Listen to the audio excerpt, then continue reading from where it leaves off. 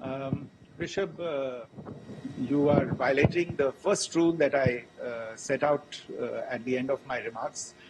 The press release that has been issued by the Ministry of Defence today speaks for itself. It is related to operational matters. It's been released by the Ministry of Defence. As more information becomes available, it will be released at the appropriate time. Once again, please don't go into operational details at this point in time because this is a constantly evolving situation. Yeah, go ahead.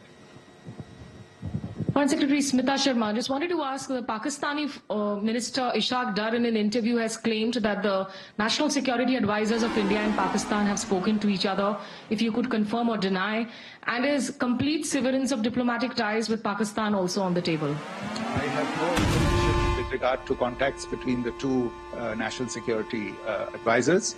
Insofar as diplomatic relations are concerned, you've seen the steps that were announced in response to the following the meeting of the Cabinet Committee on Security on the 23rd of April.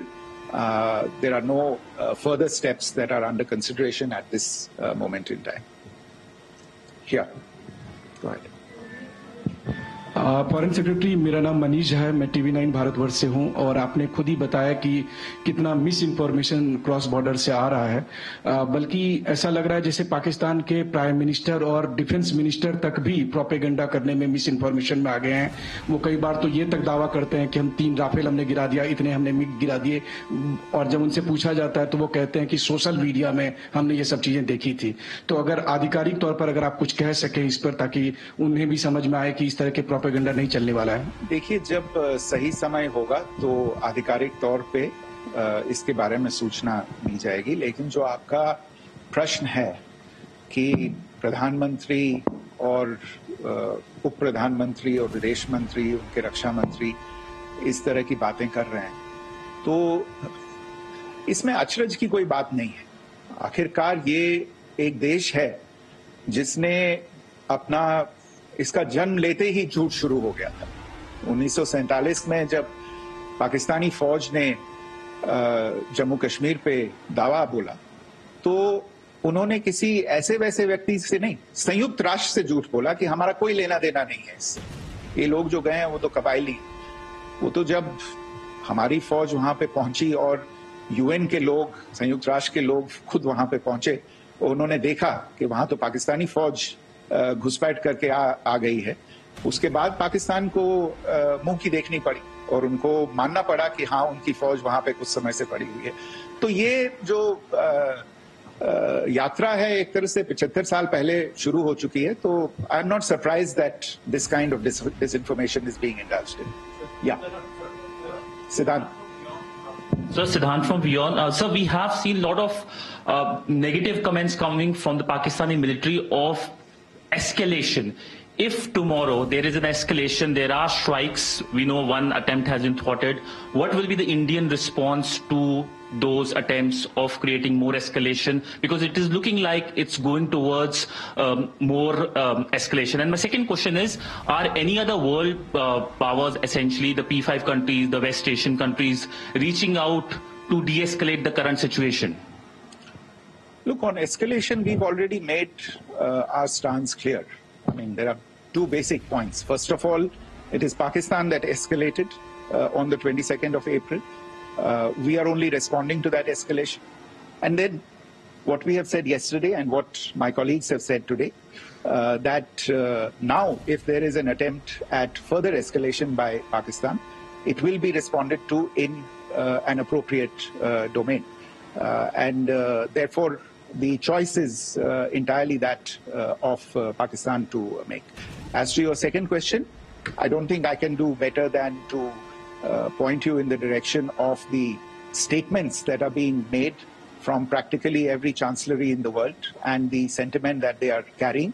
That sentiment essentially and for the major portion is support for the government of India in the context of the condemnation of the terrorist attack in Pahalgam on the 22nd of April.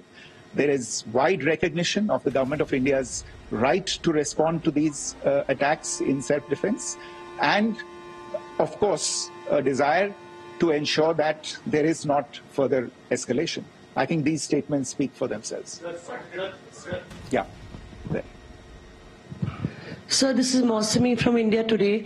Now, in the all-party meeting, we have learned that the defense minister has said that, in the Operation Sindoor, almost 100 terrorists were killed. Would we have any details about what is the number like, and also about if there were any big faces, masterminds, terrorist masterminds who were in fact killed? There is also a report that Masood Azhar's family's 10 members have been killed, and Rauf Asghar, who was actually the mastermind of Pulwama, he's also been badly, severely injured. I don't have information at this point in time to share with you on these issues. But as I said, I think, there is so much information out there on television, in the news media, in social media, that it sometimes looks like a long time has passed since this. Please understand that slightly over 36 hours only have passed since this operation was undertaken. Let us have some patience. Information will come out. It will be shared in due time. Shruti. Thank you, Foreign Secretary. Shruti Ranjan from Bloomberg. Sir, could you give us any understanding whether India has moved the IMF or the World Bank to kind of, sensitize them about the the bailout that Pakistan has, and the kind of stuff that the Pakistan government is doing? Look, we have an executive director at the IMF. Tomorrow there is a meeting of the board of the IMF, and I'm sure that our executive director will put forward India's position. The decisions of the board are a different matter. The process through which they are made. But I think the case with regard to Pakistan should be self-evident to those people who generously open their pockets to bail out this country. And since you are from Bloomberg, I think you would have the data on how many IMF bailout programs have been, very good, thank you, have been sanctioned in the space of the last 3 decades. And I think you would also have an idea of how many of those programs have actually reached successful conclusion. Probably not many. So I think this is a decision that board members have to take by looking deep within themselves and looking at the facts. So we can, one last question, sir. Yeah. One last question. Foreign Secretary, I'm Siddhant from CNN News 18. I would like to know, since it's an opportunity to speak to you, I would like to know the response coming from United States since last 3 weeks.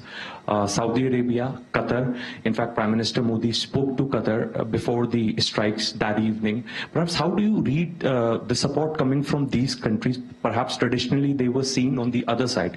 This time around, their statements are strong worded. In fact, India-Saudi joint statement also had a very strong condemnation, strong worded condemnation. United States at all level have condemned the attack and have extended support. In fact, Saudi Deputy Foreign Minister is in India. He just met EMS Jaishankar. Also, if you could shed some light on his visit, his meeting with EMS Jaishankar. In fact, we have also been told that he met Prime Minister Modi. Thank you. Look, all the countries that you named and many others, we have been in touch with them. The Prime Minister has spoken to a large number of world leaders. A large number of world leaders have called him, as have called the External Affairs Minister. As we speak, there are conversations going on today as well with world leaders. And your assessment or conclusion of the general tenor of these messages is very much on point.